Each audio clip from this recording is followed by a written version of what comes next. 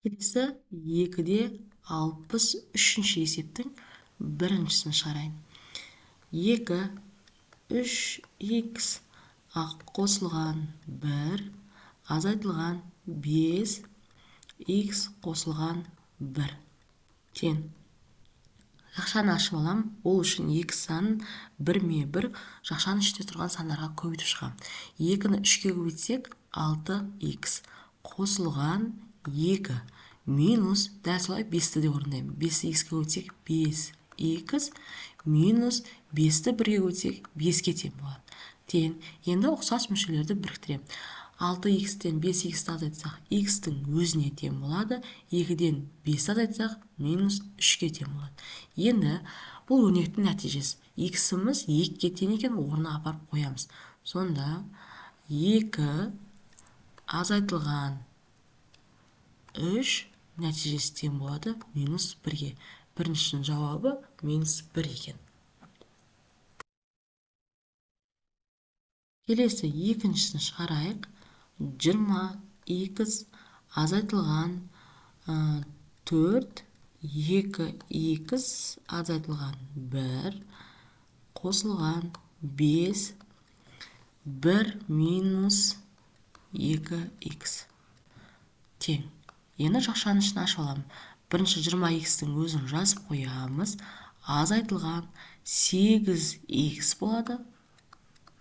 Қосылған 4, қосылған 5 минус 10х тең. Тең. Енді осы жерде ұқсас мүшелерді біріктіреміз. 20х-тен 8х-ті алсақ 12х, 12х-тен 10х-ті азайтатын болсақ 2х-тің өзіне тең болады. Сонда 2х, енді санды өрнектерге қарасақ 9-ға тең болады. Қосылған 9. Енді х-іміз бұл жерде минус 3-ке тең дейді. Орнына апарып қоямын. 2 көбейтілген минус 3 қосылған 9 тең. Нәтижесі минус 6-ға тең болады. Минус 6-ға 9-ды қосатын болсақ 3-ке тең болады екен. Келесі үшінші есебін шығарайық. 5y азайтылған 2, 8y азайтылған 1 қосылған 4, 3y қосылған 1 тең. Енді 5y-тің өзін жазып қоям. Азайтылған 16y қосылған 2 қосылған 12y қосылған 4 тең. Енді осы жерде ұқсас мүшелерді біріктіреміз. Так, біріктірсек минус 11, одан алатын болса y-тің өзі ғана қалады. Y, ал санды өрнекке қарайтын болсақ 6-ға тең болады. Қосылған 6. Енді бұл жерде y-іміз тең екен 10-ға. Сонда 10 қосылған 6 нәтижесі 16-ға тең екен. Келесі төртіншісін шығарайық.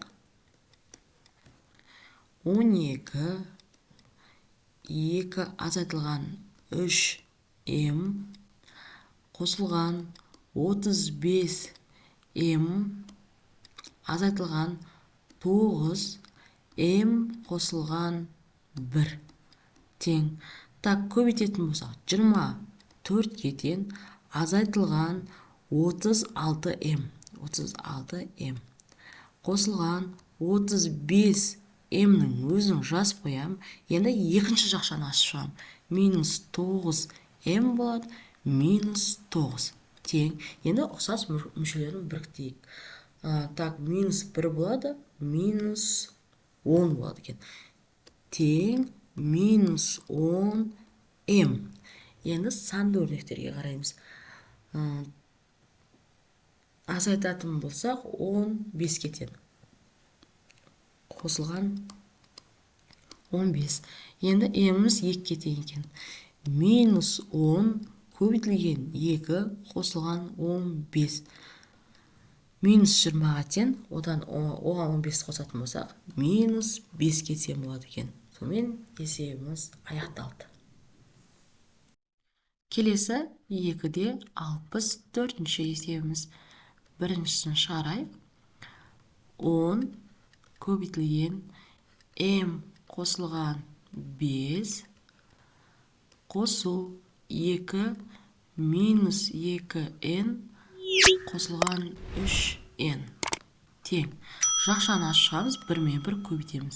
10-ды м-ге көбейтсек 10 м болады, қосылған 10-ды 5-ге көбейтсек 50-ге тең болады екен. Қосылған 2. Так, жақшаның ішінде минус таңба бар.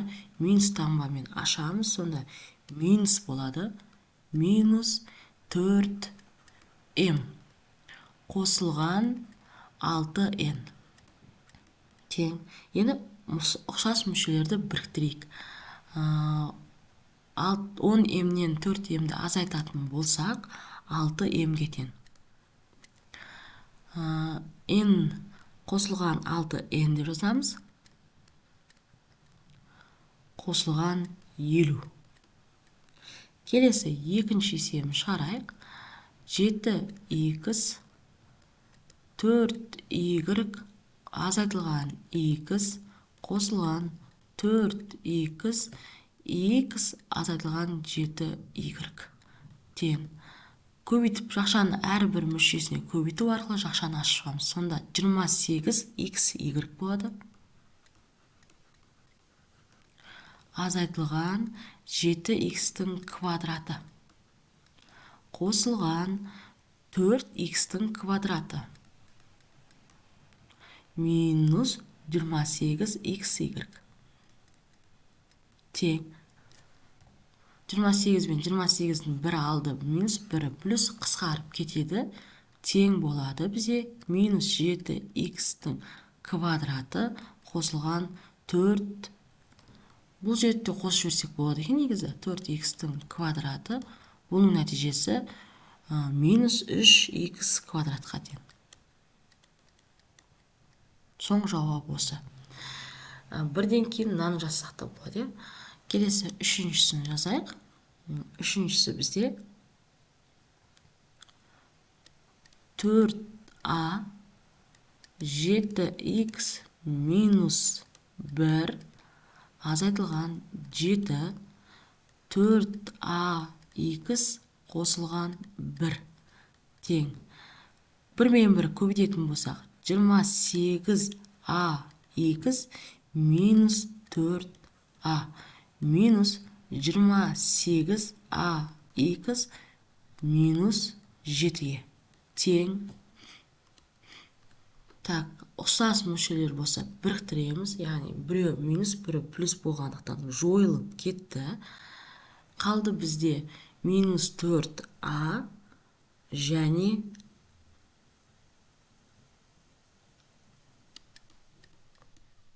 минус 7. Келесі төртіншісін орындайық. 3a-ның квадраты азайтылған 2a 5 қосылған 2a қосылған 10a тең. 3a-ның квадратын өзін жазып қоям. Азайтылған, жақшаның ішін ашатын болсақ, 10a азайтылған 4a-ның квадраты қосылған 10a тең. 10 алдың алды 1 минус 1 плюс қысқарып кетеді. Азайтатын болсақ, минус a квадратқа тең екен. a квадрат.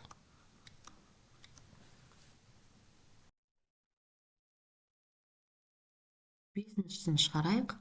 a қосылған v қосылған v a минус v тең.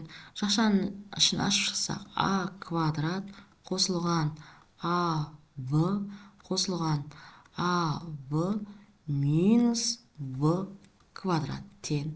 Бұл дегеніміз a квадрат қосылған 2a v минус v квадратқа тең екен. Келесі алтыншысын шығарайық.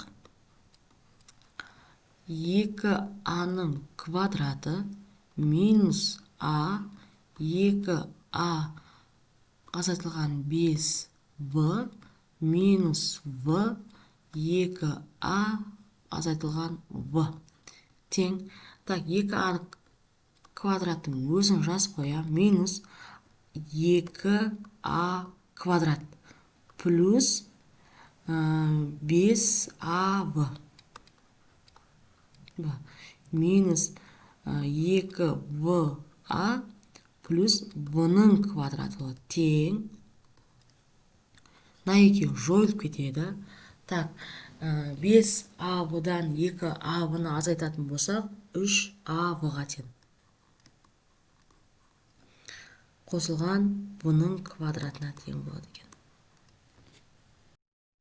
Келесі 7-ші есебіміз 5а 6а қосылған 3v минус 6а 5v азайтылған 2а тең. Шақшаның ішін ашып шығатын болсақ, 30а квадрат қосылған 15av азайтылған 30av плюс 12аның квадраты тең. Так, ұқсас мүшелер болса біріктірейік. Бізде квадраттарға қараймыз. 30а квадратқа қосамыз 12а квадратты. Оның нәтижесі 42а квадратқа тең екен. Енді азайтатын болсақ, минус 15а-ға тең. Келесі 8-шін шығарайық. 8m, m қосылған n, азайтылған 3n, 2m азайтылған 4n. Тең. Жақшаның ішін ашып шықсақ, 8m-ның квадраты қосылған 8mn азайтылған, так, екеуінің көбейтіндісі 6mn қосылған 12n-ның квадраты тең. Так, ұқсас мөлшерлерді біріктірейік. m-ның квадраты жоқ, 8m-ның квадратын өзін жазып қояйын. Екеуі нәтижесі қосылған 2mn қосылған 12n-ның квадраты. Сонымен есебіміз аяқталады. Келесі 2-де 65-ші есебіміз. Біріншісін шығарайық.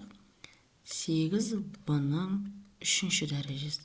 8 саны 2 көбейтілген 2 көбейтілген 2 деп жазылайық. Яғни 2-ның 3-ші дәрежесі. Көбейтілген v-ның 3-ші дәрежесі дегеніміз v-ны 3 рет көбейткенге тең екен. Келесі екіншісінде 3-тің 4-ші дәрежесі, y-тің 8-ші дәрежесі. Яғни 3 санының 4 рет көбейтеміз. 1, 2, 3, 4. Көбейтілген y 1, 8 рет. 3, 4, 5, 6, 7, 8. Келесі үшіншісі минус 6а v-ның 2-ші дәрежесі. Минус 6-ны минус 1 көбейтілген 2 көбейтілген 3 деп жазылсақ болады. Көбейтілген а және v-ның 2-і. Келесі 4-ші есебіміз 27 а-ның 6-ші дәрежесі, x-тің 3-ші дәрежесі. 27 саны 3-тің 3-еуі деп аламыз, е? 3 саны 3 рет көбейтетін болсақ, 27-ге тең. Енді 6-ның 6-ші дәрежесі дегеніміз 6 санын 6 рет көбейт деген сөз. 1, 2, 3, 4, 5, 6 және x-ті 3 рет көбейтеміз. Келесі 5-шісі 9 x-тің 4-ші дәрежесі тең. 9 дегеніміз 3-ті 2 рет көбейтеміз. X-тің 4-ші дәрежесі дейміз. X-ті 4 рет көбейткенге тең екен. Келесі, алтыншысы. Минус 10 m-нің 3-ші дәрежесі, n-нің 3-ші дәрежесі. Тең. Минус 10 санын минус 1 көбейтілген 2 көбейтілген 5 деп жазбасақ болады. M-нің 3-еуін жазамыз. 1, 2, 3. N-нің де 3-еуін жазады екенбіз.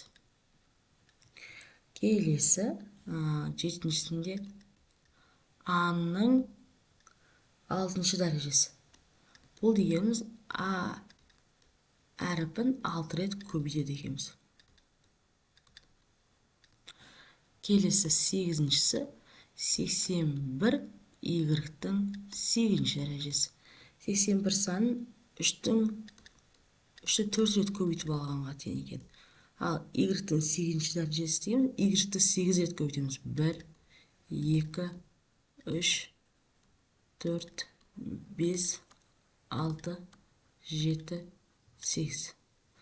Келесі 9-ші есебімізде пидің 5-ші дәрежесі, Q-дің 7-ші дәрежесі. Пиді 5 рет көбейтейік. Q-ды 7 рет көбейтейік. 1, 2, 3, 4, 5, 6, 7 рет.